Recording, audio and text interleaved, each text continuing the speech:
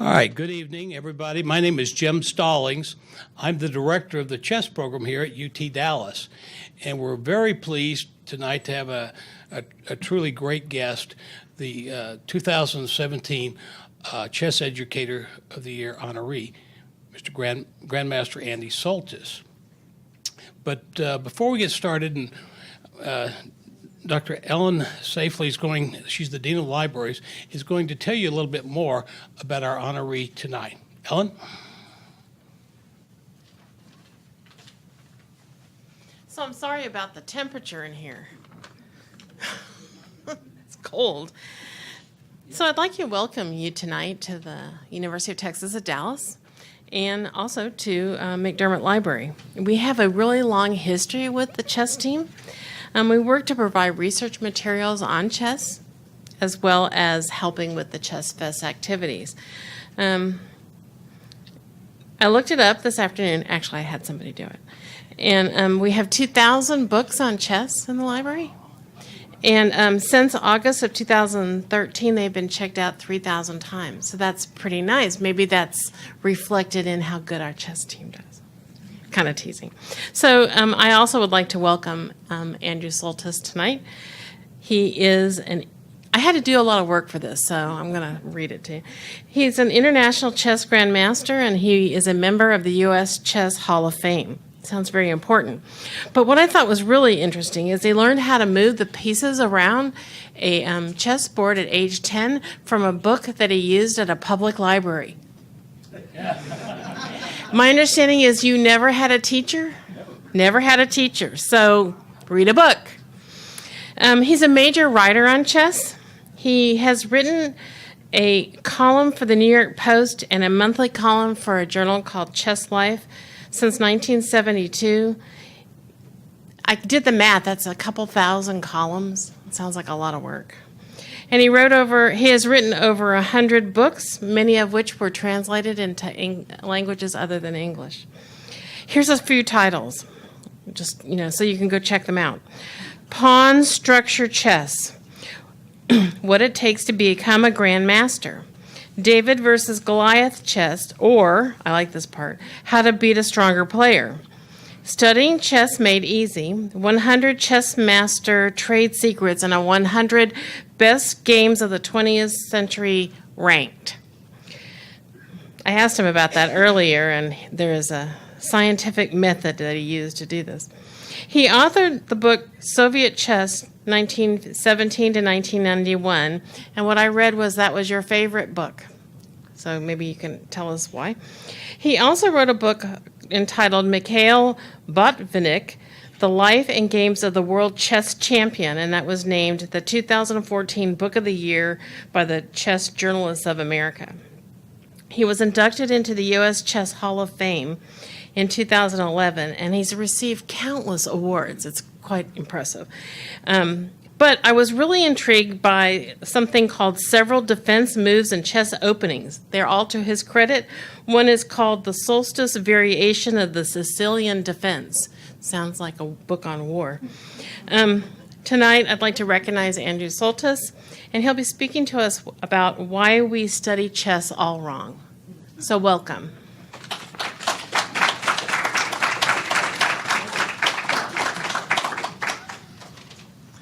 Thank you, Ellen. I'm going to start by using one of my favorite quotes. It's from a sometimes chess player named Winston Churchill. He wasn't a really great chess player. He was a fan of chess to some degree. And what Churchill said was he loved to learn, but he hated being taught. And I think that applies in a way to a lot of chess players. We love to learn about chess. There's just so much to learn about chess. It's that studying stuff that gets in the way. And what Churchill was talking about was this kind of disconnect that afflicts so many of us when we want to get ahead in the game. People tell us, study this, go after that, and we don't know why. And there's no explanation. And if there's no explanation of why you should be studying it, it's like your parents telling you to eat broccoli. because it's good for you. So if I can, I think I'll start with an example here.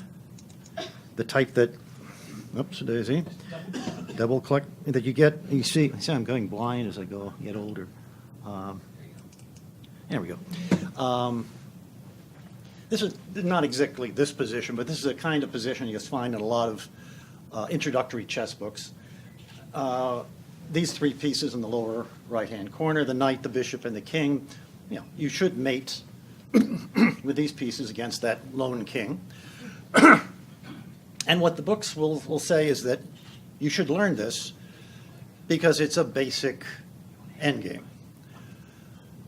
What does that mean? And the impression that the book will give you is that it's something that comes up a lot.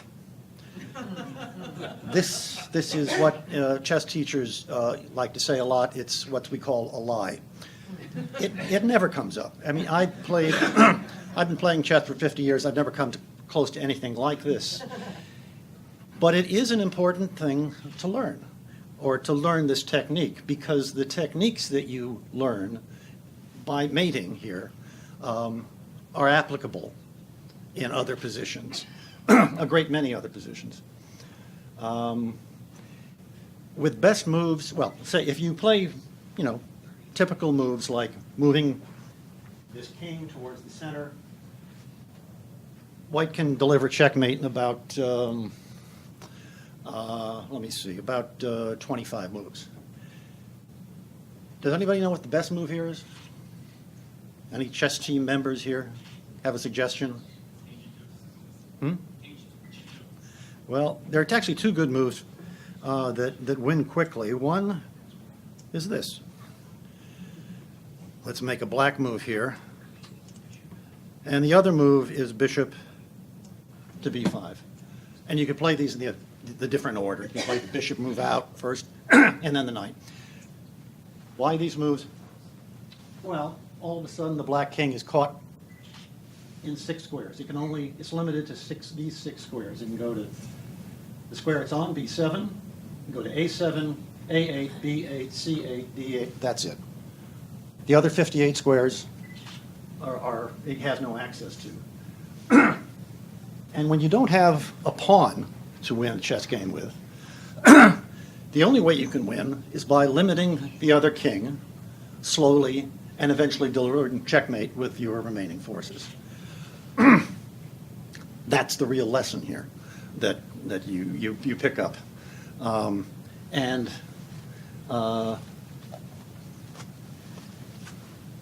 As you progress through this, if you go through those books and you understand why you should be learning this, let's see if we make a few more moves. Now the white king can advance.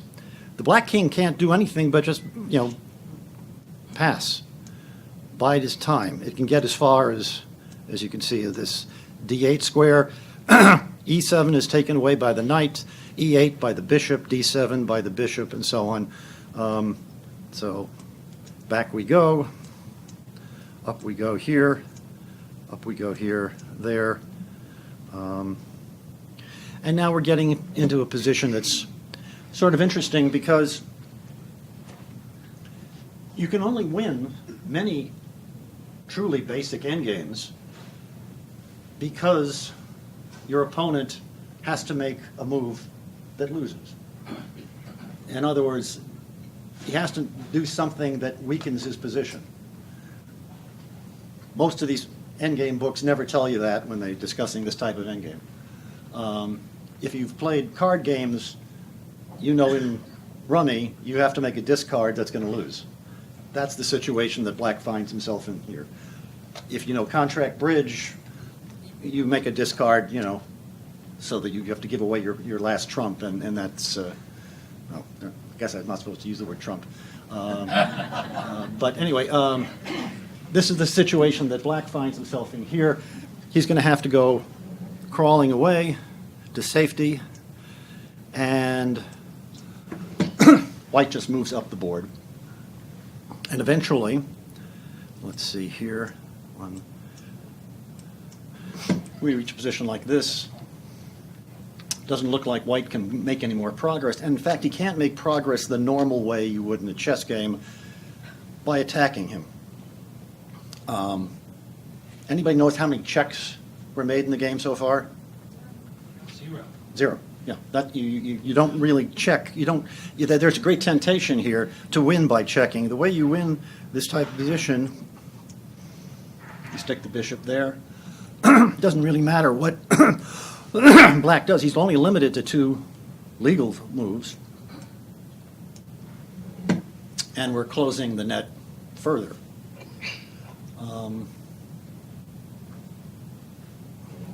Let's see. Let's go here. And now white has a couple of different winning moves. That's one of them.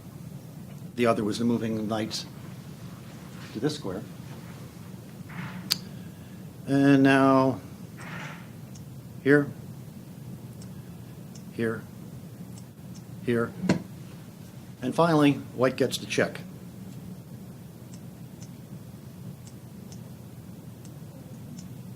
Check. How many moves does that take? 15. That's not bad.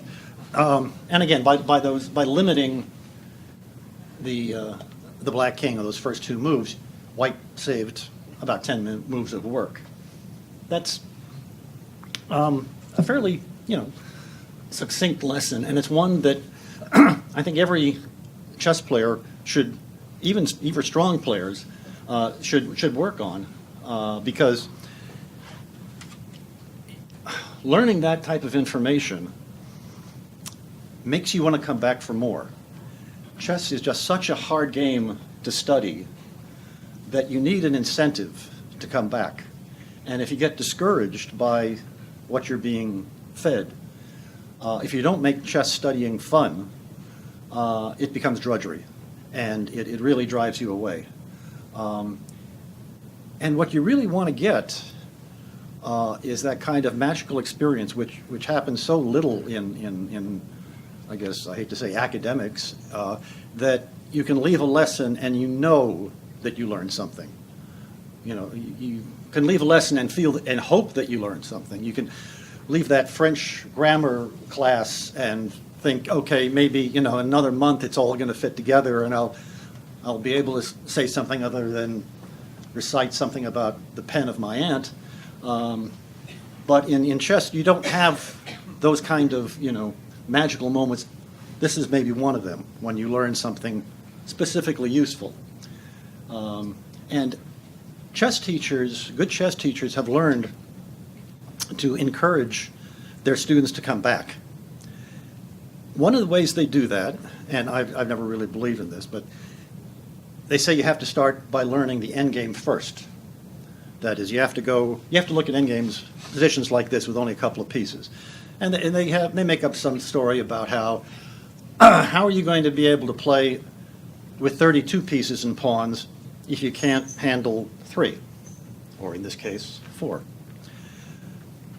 There's actually an ulterior motive here. What they want you to do is to get to that point of knowing that you learned something that day. And I'll give you another example here. Hold on a second. And it's a type of lesson that you can give to, hold on. Why am I doing this wrong? Okay, here we go. And this is truly a basic endgame. Okay. King and pawn versus king. It's important to learn this type of thing. And a chess teacher can take someone who just walked in off the street, learned how the pieces move yesterday, and they can teach you everything you need to know about king and pawn versus king in one lesson, maybe even an hour. And what I mean by everything, I mean, we could set up another position that's one of the many positions in which white wins.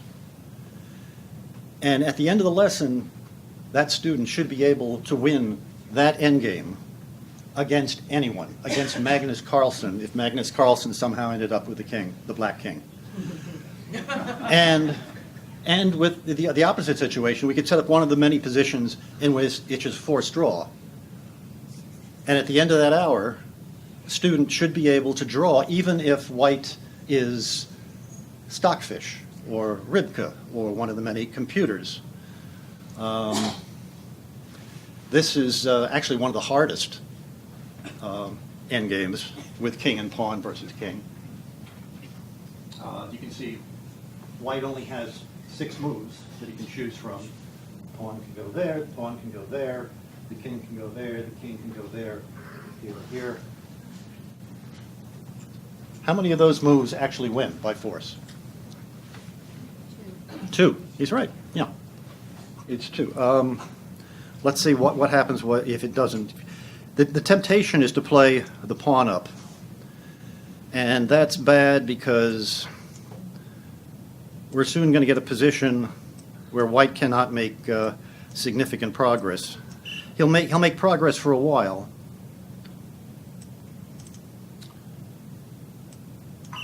Oops, a daisy. He's got halfway there. He wants to queen that pawn.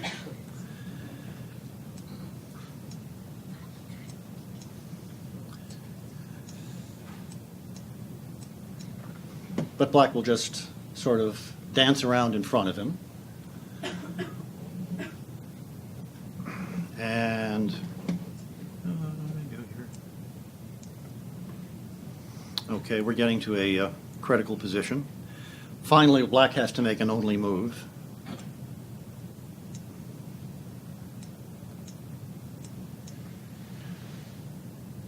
And now it becomes clearer that this is a draw,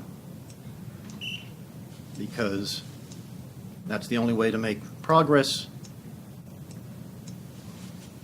and that's stalemate. Now, let's go back to the start and see how it should have been played. White can move here, or he can go to f2. Either one of those moves will win.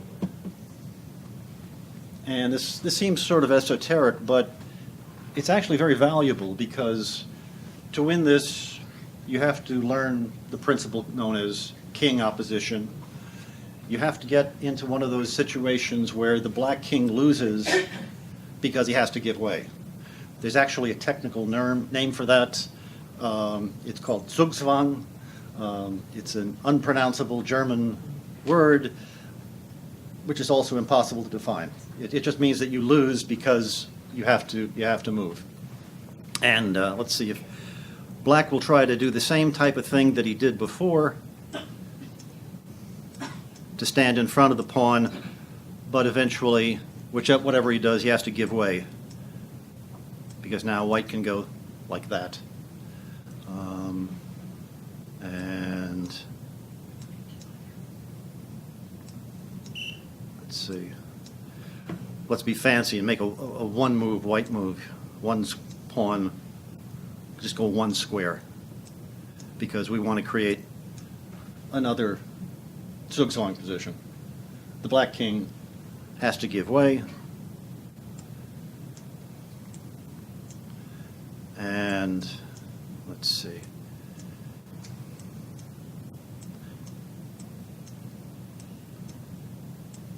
And now the pawn can just walk straight in.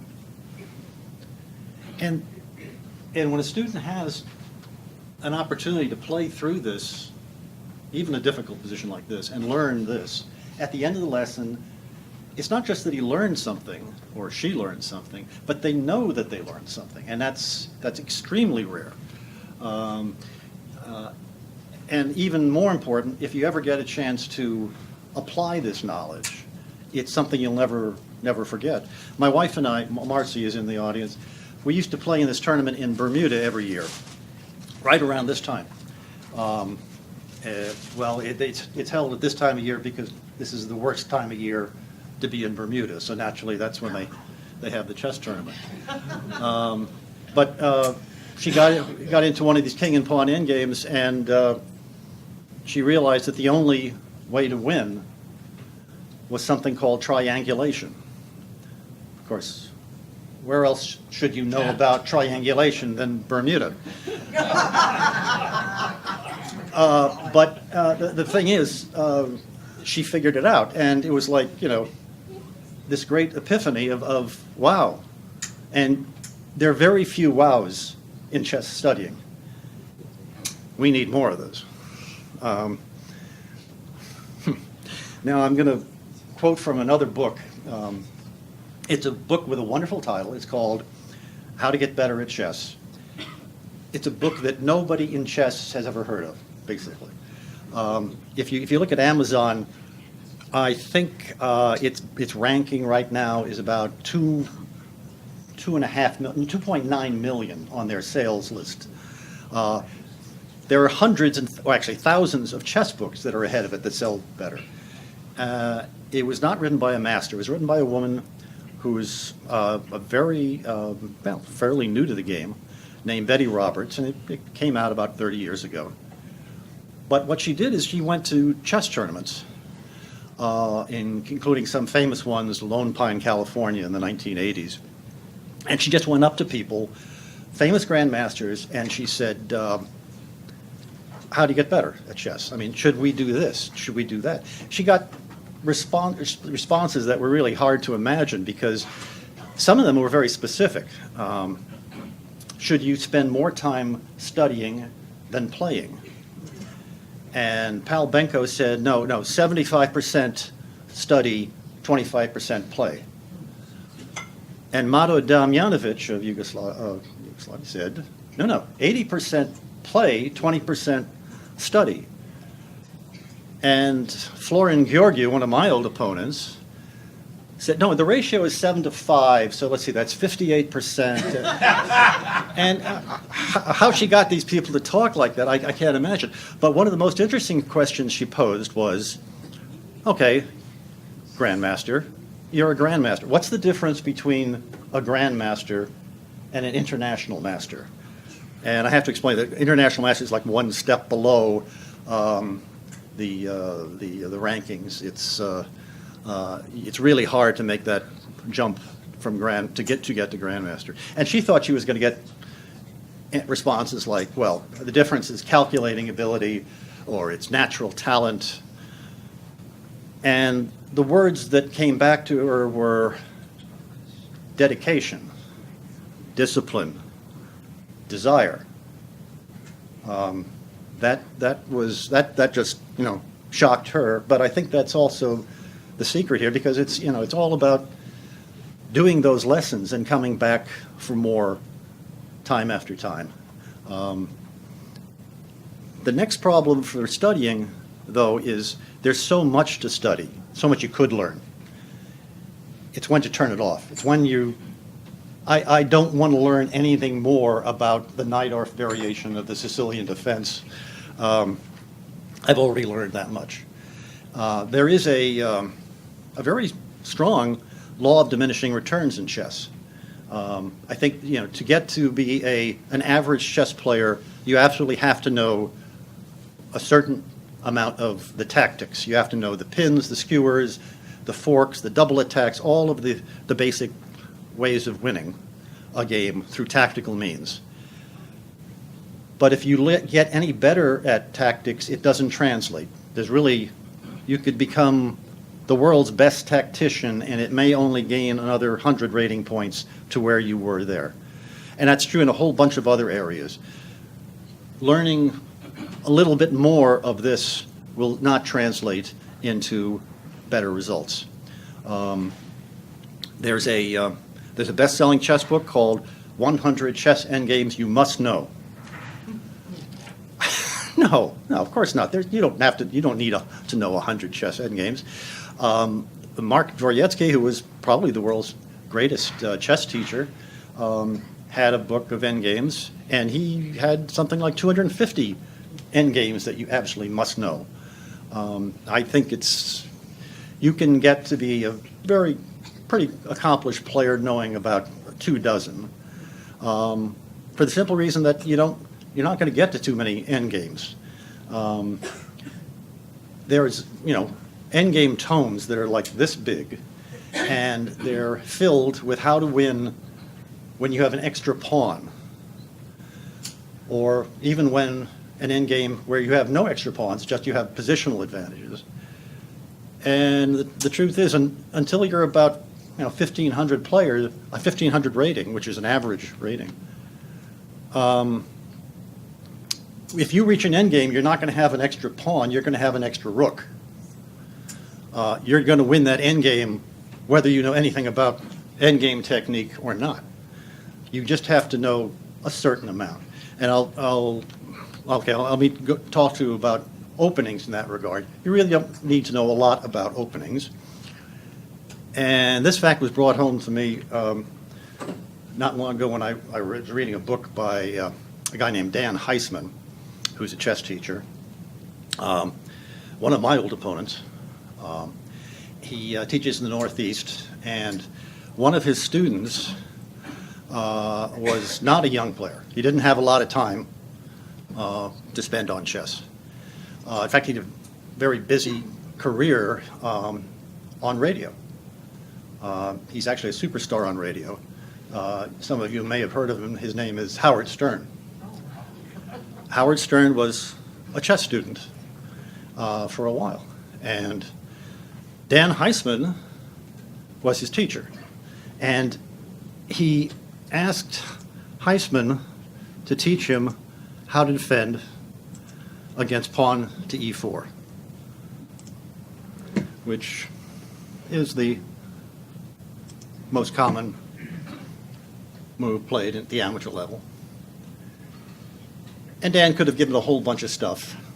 He actually did me a favor. He recommended an opening that I had suggested in a book. And it begins like this. White has three or four good moves. This is by far the most likely. He taught Stern to play that. Again, White has, 2 or 3 good moves with his other pieces. Knight out, the bishop move. This is the move that most players fear. Now, this comes out. This is called the Berlin Defense, but opening names don't mean anything. Opening names change, and of course, this isn't going to remain a Berlin Defense for very long. White, when he finds this position, almost always plays this, and that's something that Howard Stern could count on, because then he could reply this. Knight takes the pawn. White has only one good move for an advantage. I'm not going to give you an analysis, or just believe me, this is true. And now, this is the move that I recommend. And the reason, well, first of all, you're not going to find it in any books, mainly because it transposes into something else. Books are famous for not explaining transpositions. And there's only one good move for various reasons there, and now we've transposed into a totally different opening called the open defense. It's not going to be the open defense for very long, because I recommended, and Dan passed on to Howard, this move. This is actually called the Riga Defense. I have no idea why. Actually, I do, but somebody analyzed this in a Latvian magazine well over 100 years ago. And now we get into an interesting situation where Black is on autopilot. Black can play his next several moves really probably not without thinking.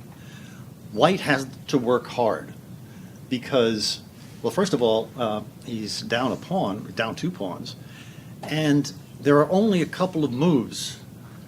There's only one good move usually in most of these positions that has any chance of advantage, and any other move will get a disadvantage. At first, this looks like a terrible position for Black because of that. Threatens the knight. The knight can't move because it's pinned. That's one of those tactics that you must learn.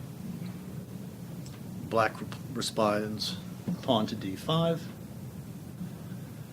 And now white plays knight takes d4. The only good move, the only move to avoid a disadvantage. And now it looks like white's winning because he's not only threatening this knight takes c6 move, which wins material, he's also threatening pawn to f3.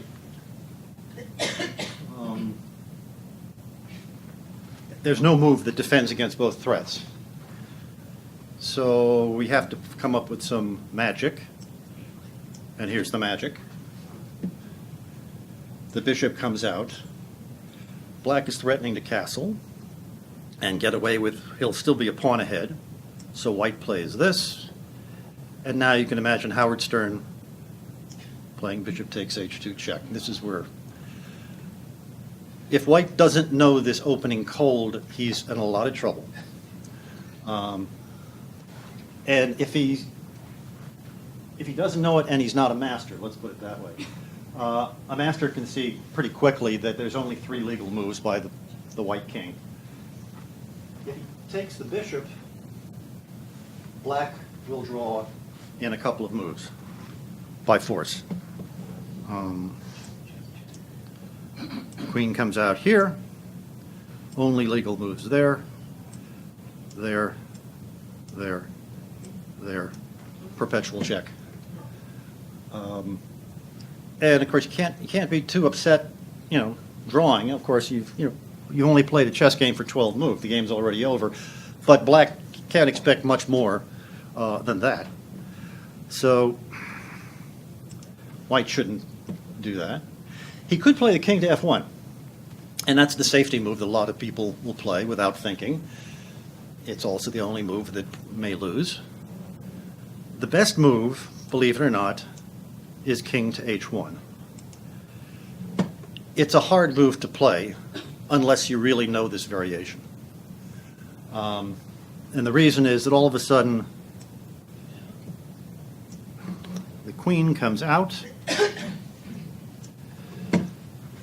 and threatens discovered check. Threatens to bring the bishop out, say, to g3.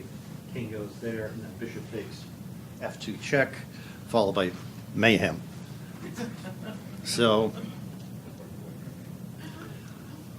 anybody who's not on the chess team know what the best move here is? Any guesses?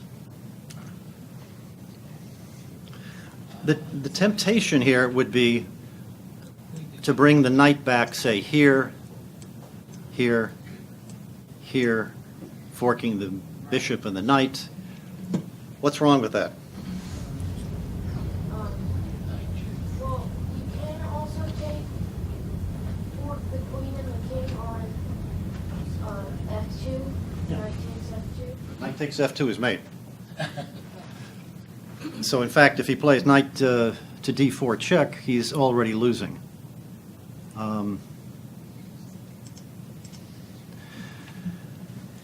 Okay, chess team members, what's the right move?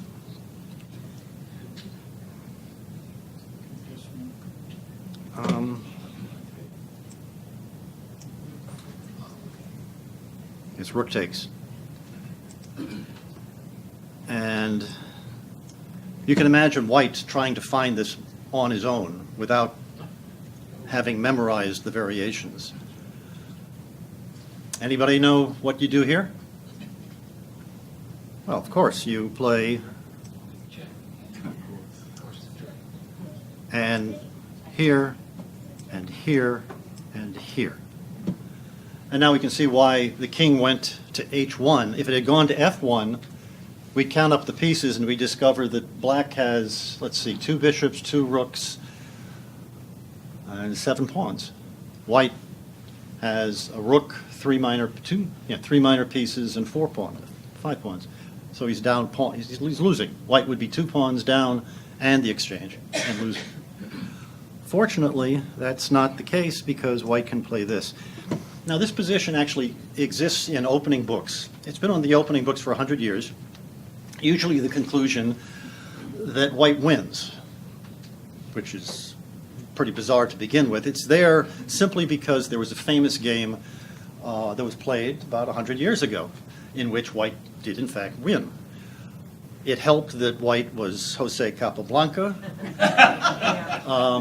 His opponent was actually a pretty good player. His name was Edward Lasker.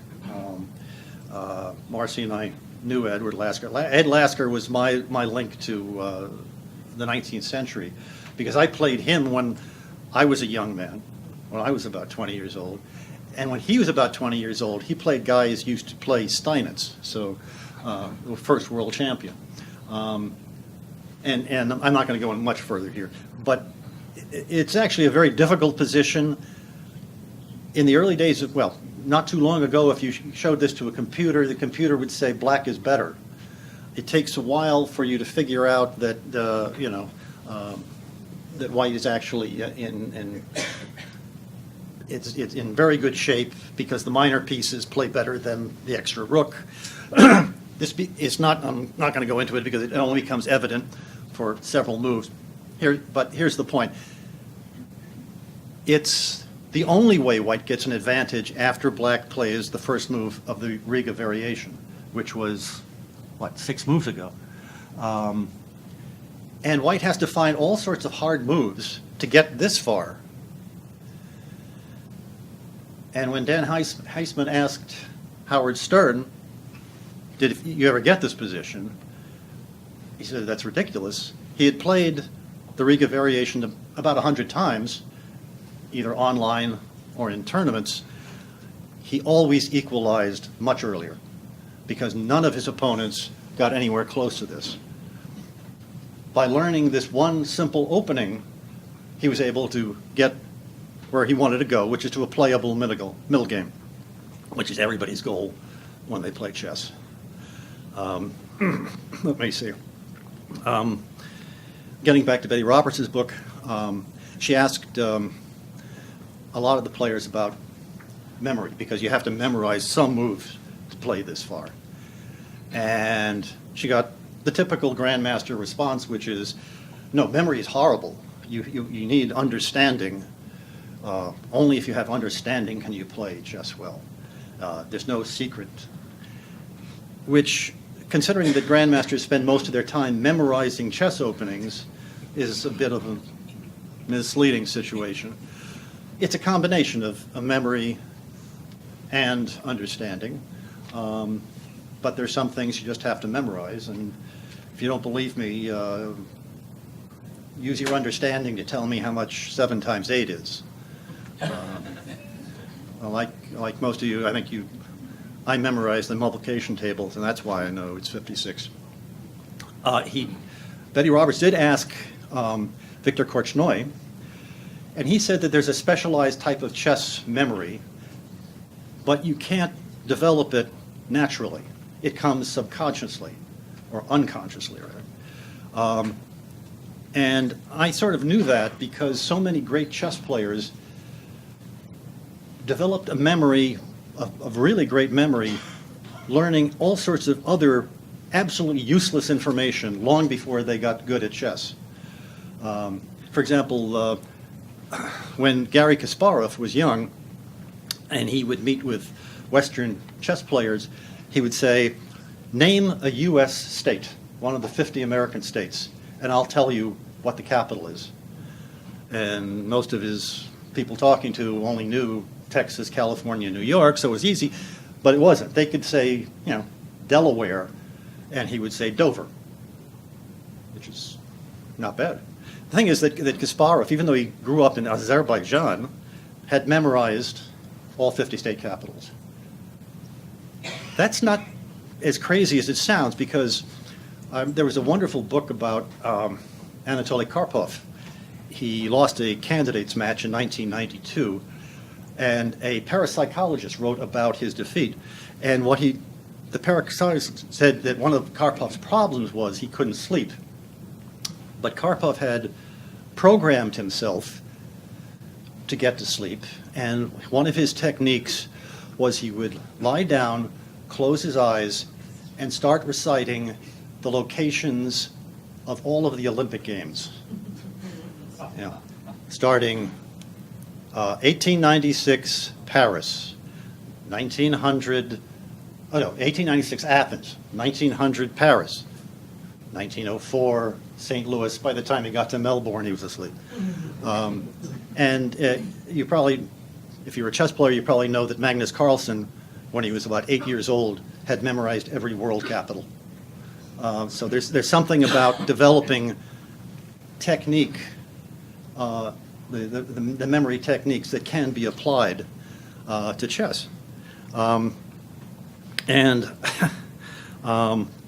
I want to, before my time goes up, I want to talk about computers a little bit, because this is one of the biggest challenges that studying chess has. You can study much faster thanks to computers. You can load up all of the Riga variations in the world from a database, and you can click through them in an hour, and you will know more about the Riga variation than Jose Capablanca ever did. But there, you pay a price for that. One of them, the prices you pay, is that you're looking at a two-dimensional set of chess pieces. Vishy Anand, who is a world champion, used to correct it. He says that the way to counter this computer mindedness is to set up on a chessboard actual, wooden, plastic pieces, whatever, chess positions, quiz positions, and go through 5 of them every day. Preferably white to win in 5 moves or something like that. And because you really want to see 3-dimensional chess. It's really bad to get hooked on flat screen television. And something else Anand said sort of struck me. He, long before he became world champion, he was in Iceland. And he got to meet the strongest local chess player, Bobby Fischer. Which sounds kind of odd because Fischer, was sort of reclusive, but Fischer was obsessed with things that having to do with India, and Anand was from Madras. So they started talking about various things, and they started looking and analyzing a game, one of the games that Anand had just played in, I think, Vikensee or someplace like that. And Fischer, could analyze very well. Anand was shocked by that because Fischer is sort of long in the tooth at that point. But then Fischer disputed, some move that Anand played, and Anand said, "No, but the computer says that's the right move. You can't argue with the computer." And this is sort of strange because Anand, like Fischer, had grown up studying from books. He had made the transition, and he could, get to the point where he had absolute faith. Well, not absolute, but a great deal of faith in computers. That's a good thing, and it's also a very bad thing, because you become passive. You sit, you click, and you say, okay, I'm going to learn naturally just by clicking. It doesn't work like that. It's like the old, things where you're supposed to put on a record at night that will read the Odyssey, and in the morning you'll know all about, Homer. You're going to learn it subconsciously. Chess requires a more dynamic interaction between you and the chess pieces.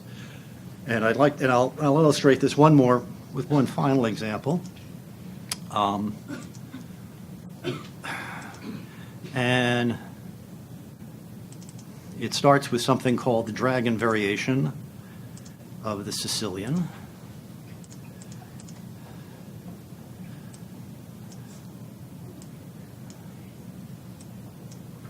Does anybody know why it's called the dragon variation, by the way?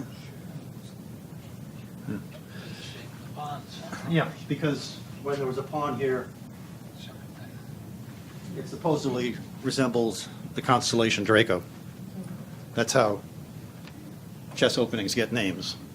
Berlin Defense, Draco. Anyway, I never saw it, but then again, I live in New York. We don't have stars. This is a very popular variation, or at least was once. I used to play this opening all the time, and periodically I would get this position.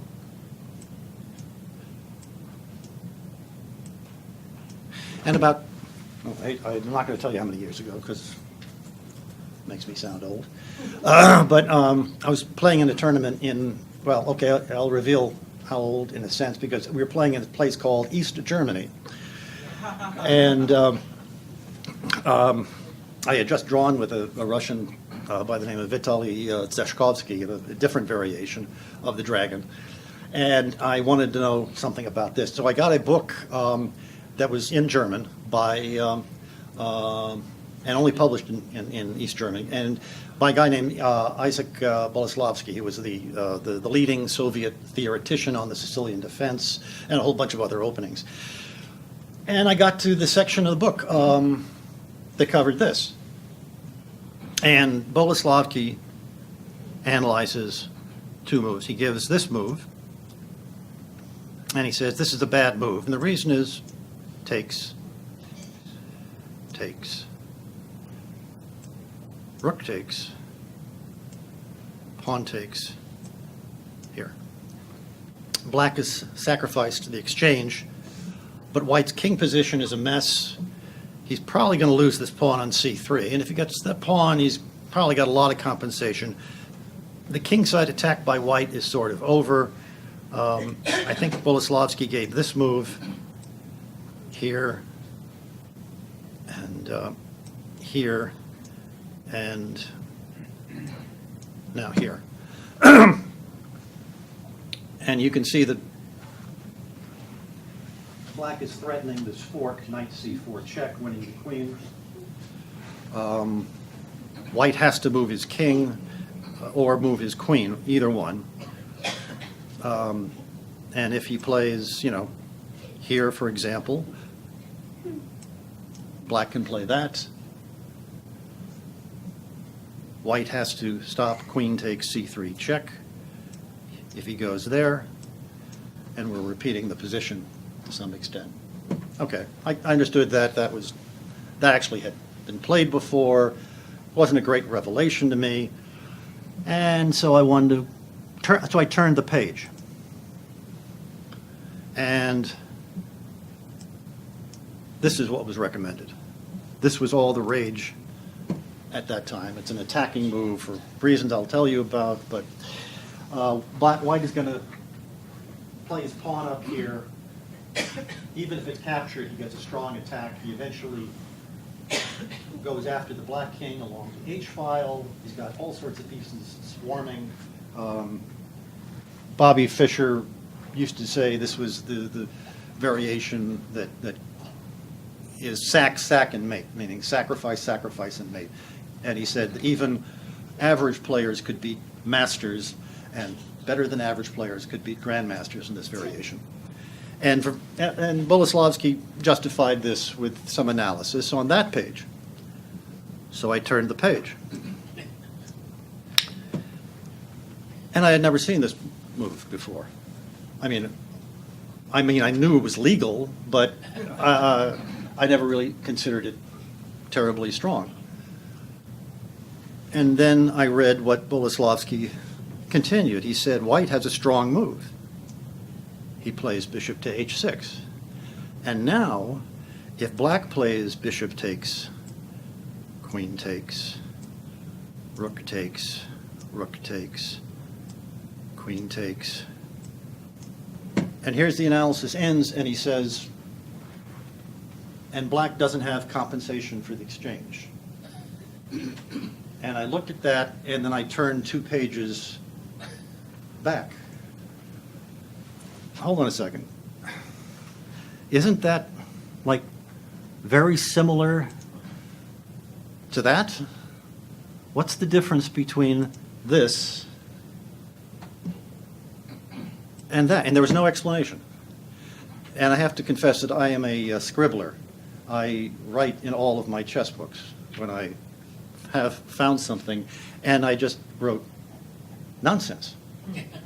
This is, it's obviously the other position is just as good. In fact, in many ways, it's a better position for black to have the pawns advance there, because in certain endgames, the white king is going to exploit the kingside pawns that have been weakened here. This has been verified, and a lot of experience since then.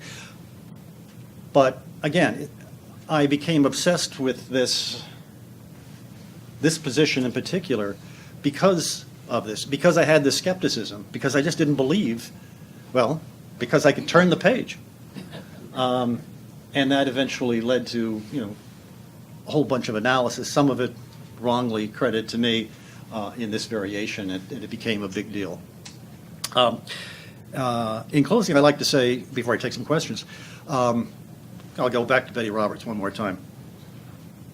She asked a bunch of players, what is chess talent? Because there's this idea that there's a natural ability to find the right move. Reuben Fine, who wrote a whole bunch of chess books, said that he never read a chess book until he was already a master. He didn't mention that when he was when he was about 12 years old, he spent 5 hours a day, 6 days a week at the Marshall Chess Club playing chess. So his sense of what is studying was a little bit different from everybody else's. But the most interesting response that Betty Roberts got was from Lothar Schmidt. Now, Lothar Schmidt is sort of forgotten today. There actually is an opening named after him, the Schmidt Benoni. He was a Grandmaster. He was also an international arbiter. He was the guy who kept Bobby Fischer and Boris Spassky playing in 1972 when that match was about to blow up. He was able to spend his time on chess partly because he was a very rich man. He had the world's best private chess collection of books. And one of the reasons he amassed this wealth was because his family had a publishing firm in Germany. What was their line? Anybody know? He knew that Germans love cowboys. And the Schmidt's publishing company had the works of Karl May, who wrote about the American West. And but anyway, Schmidt said, everybody's got it all wrong. Chess talent is not natural. Chess talent is the ability to study well. The person who can look through a chess book or listen to a teacher and understand at the end of the lesson what a weak square is, what a lead in development is, that's the person who is naturally talented. And I think that's probably something that even Winston Churchill could have figured out. So, and Time for some questions? nobody has any questions. I'll throw one out there. Sure. So, when I started playing chess, I guess the first book I really read through was a collection of Alyoshin's games and his annotations. The question is, and many other game collections, I always find it very interesting, but in terms of instructive play, what would be, in your opinion, the top 3 players in history of chess whose games you would study in order to understand, to learn, to gain this insight into how to play different positions? Good question. I would start with Paul Morphy, Jose Capablanca, I think probably, and maybe some players today whose style are very similar to Capablanca's, like Anand. When he finds he pursues a positional plan better, more directly than anybody else. Probably the last person's game I would study would be Kasparov's, or one of a lot of the players like that, because they're just too tactical. If you can't explain why this game was won in 25 words or less, if you have to say, well, white won it because knight takes c6 check, and then you give a 15-move variation, you're not going to learn anything from that. I think too many books are like that, and they're just purely tactical. They can't They can't. Even if you tried to put it into words, the nature of the moves was just, I was mentioning earlier that the chess players are hero worshippers.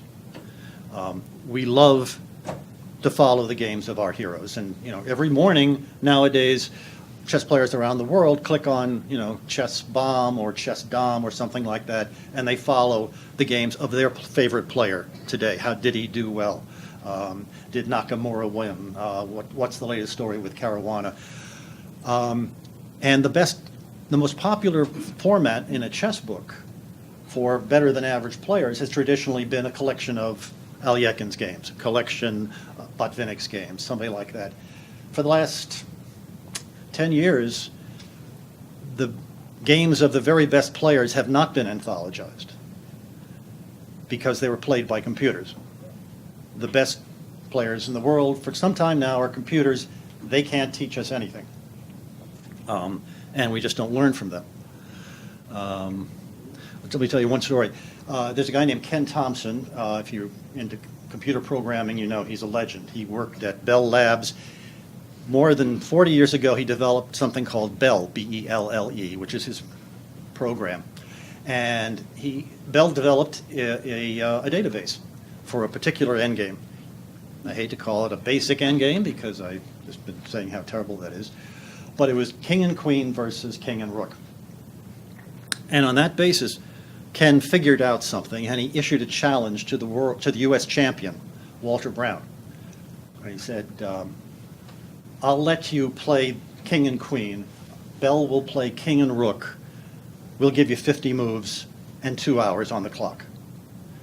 And Brown knew that in every chess book it said, this is child's play. The game should be over in like 20 moves. Within 20 moves, you're going to win the rook, and then it's simple. So, and I think they had the exhibition, and I think they even showed Brown the starting position. It was a random position, but it was a position that definitely won. And he could spend some pre-game time studying that position. And the exhibition, drew some attention. And after 50 moves, Walter Brown wasn't even close to winning. According to the database that Bell had, it was like 35 moves away. Actually, it's closer than that. And the reason is that the great discovery that Thompson had made with the help of Bell is that all the human thinking about this endgame is wrong. Traditional human thinking is the rook has to stay close to the defender's king so that they can protect. The only way you lose is if the queen checks the king and then picks up the rook. And what Bell had discovered, not intentionally, but just by doing its thing, or her thing, I think, is that the rook should stay far away from the king so it can give checks, which it can't do if it stays close. And that revolutionized thinking. And when that happened, I thought, wow, that's amazing. We're going to learn so much from these computers. Chess is just going to be a different game. That was 1980. That was the last time we learned something significant from computers. If we had, I thought we had a social contract with the machines. We were going to program them. They were going to teach us. They haven't held up to their side of the bargain. Time for one more question. Yes, sir. In this position shown on the board, would knight F5 be a good move? Well, let's see. Knight F. Well, it's black's move, but that's the problem. It's black's move for starters. But even if it was knight F5, you're not going to have perpetual check. I can take with a pawn. You can give me queen G5 check, but then I can go away, and you're going to run out of checks. And my bishop is still defending there. There are some sacrifices. There are a lot of times in this opening where knight F5 is a good move. This isn't one of them. Because of this sacrifice, black has changed the nature of the game. It's now not about white attacking. It's suddenly become black having the initiative, and which is a fancy way of saying he's calling the tune. Anything else? Way back there. Yes, sir. The question is, how is this position better for white than the other position? They aren't. The thing is that these two positions are identical except for the pawn, and the author of that book got it wrong. And I was trying to make I realized it simply because I could turn the page and look at it and say, hold on a second, this is like, which of these things is different from the other one? Well, they're not. They're basically the same thing. And he was making a faulty evaluation. And I was right. All right, thank you very much. And now, giving the presentation award for this year's Chess Educator of the Year will be Dr. Abby Kratz, Associate Provost. I just want to thank you for bringing us understanding. Okay. Betty Rogers would like that. But in a university that is chock full of computers, Yes. in a room that is in a building that is full of books, you have brought us three-dimensional understanding, and we are so honored that you were able to come here to UTD. Oh. So we want to honor you with the plaque that you can have forever that thank you. shows that you came here. Thank you. And congratulations on being our Chess Educator of the Year. Why don't we get together?